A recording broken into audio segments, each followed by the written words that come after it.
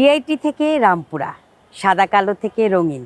বুঝতে পারছেন আমি কিসের কথা বলছি? হ্যাঁ, আমাদের বাংলাদেশ টেলিভিশন।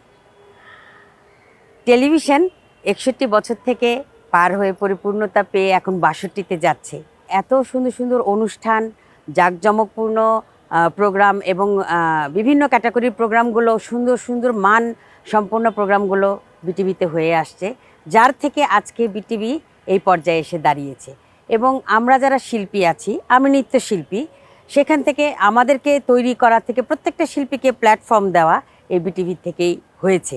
আমরা এগিয়েছি বিটিভির মাধ্যমে, কারণ তখন শুধু বিটিভিই ছিল। এর পরে পরে আরও স্যাটেলাইট টিভিতে টিভিগুলো এসছে, কিন্তু বিটিভি কিন্তু গ্রামাঞ্চলে এখনও পরিচিত, এখনও সবার ঘরে ঘরে বিটিভির নাম শুনি। তো এই বিটিভির শুভ লগ্নে আমি অনেক অনেক শুভেচ্ছা জানাচ্ছি